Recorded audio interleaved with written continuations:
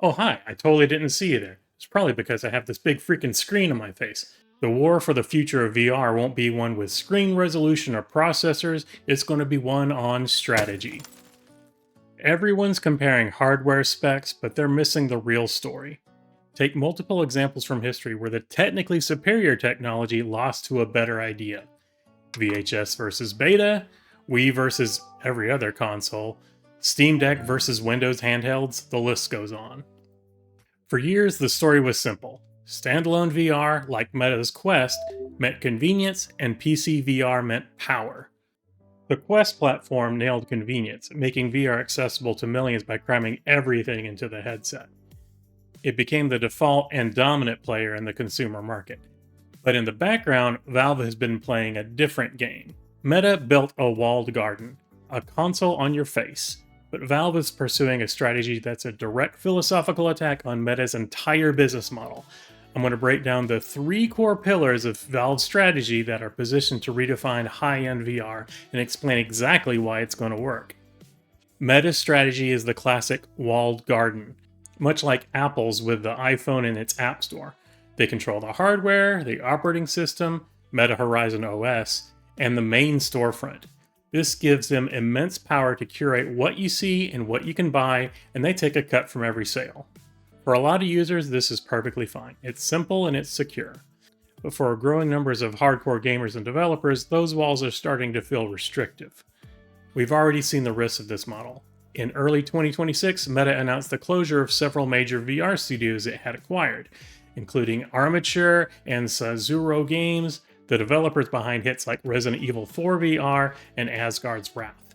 This move signaled a strategic pivot and left fans feeling abandoned. It highlights the fundamental risk of a closed ecosystem. You don't really own your digital space, you're just renting it. And this is where Valve's strategy lands its most critical blow. Valve isn't trying to build a new closed-off world because they already have the most successful open ecosystem in PC gaming, Steam.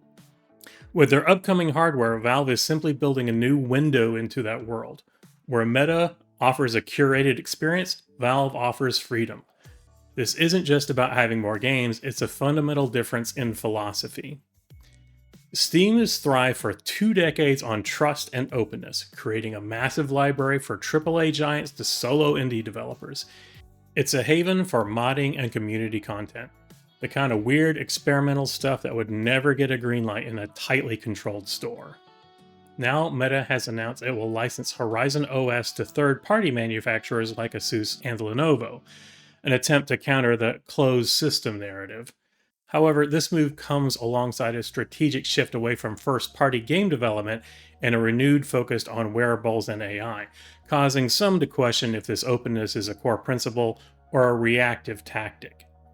By contrast, Valve's openness is its foundation. The company's upcoming Steam Frame headset is expected to run a version of SteamOS, positioning it not as a new console, but as a native part of your PC library. For the millions of gamers who have spent years and hundreds of dollars building their Steam library, this is an incredibly powerful idea. You're not starting over, you're just bringing your entire collection with you. The second strategic pillar is about what a VR headset is supposed to be. For Meta, the Quest is a standalone appliance, a VR console. Its greatest strength is that it just turns on and it works. This was revolutionary for accessibility, but it comes with compromises, especially for PC VR fans. While the Quest can connect to a PC with features like AirLink, it's a secondary function, and a common complaint is that the experience can be finicky. The connection is often plagued with latency and compression artifacts, pushing users towards third-party software just to get a stable, high-quality stream. For many, getting a Quest to work perfectly for PC VR requires a ton of troubleshooting. Valve's approach with its next headset seems to be the polar opposite. Based on official announcements and credible leaks, the Steam Frame isn't a standalone device that can connect to a PC, it's a dedicated PC peripheral that can also run standalone. This might sound like a small difference, but it changes everything. The device is reportedly engineered to perfect the wireless PC VR experience, targeting the exact pain points that Quest users have had for years. The biggest rumored innovation is a technology called Foviated Streaming.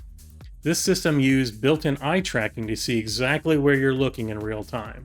It then directs the full, uncompressed visual data to that precise spot while slightly lowering the quality in the peripheral vision, where your eye can't notice the detail anyway.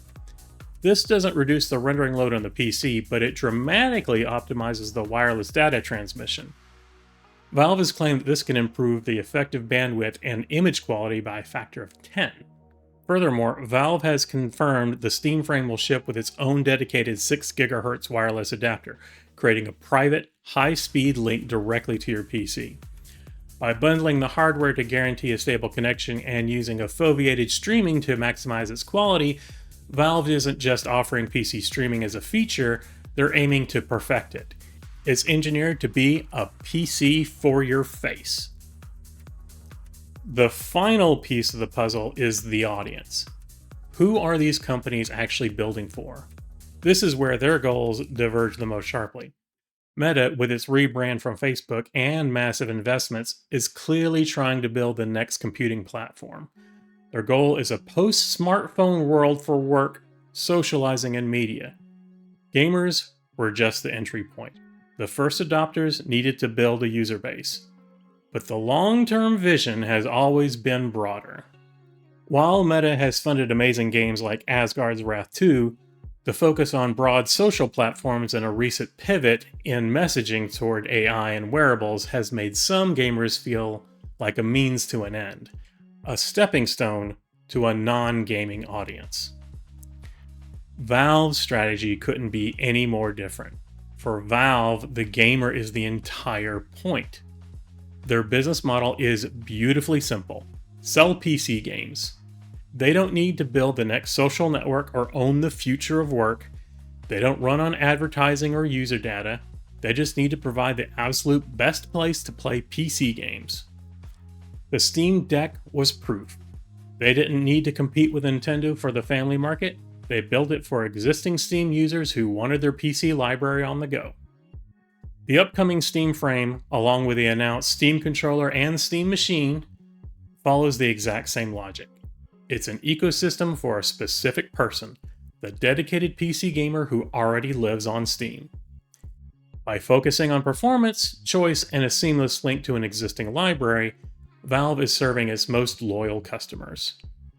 They aren't trying to convince everyone to try VR, they're giving millions of gamers the high-performance experience they've been begging for. When you look past the spec sheets, the battle between Valve and Meta becomes a lot clearer. It's not about pancake lenses or processor speeds, it's a fundamental clash of philosophies. Meta is playing the long game, for mass market dominance with a closed, appliance-like ecosystem that hopes to one day replace your phone. Valve is surgically targeting the dedicated PC gamer with an open platform built to be the ultimate accessory for the most powerful gaming platform in the world. Valve's strategy is poised to succeed not by killing the Quest, but by completely realigning the high-end market.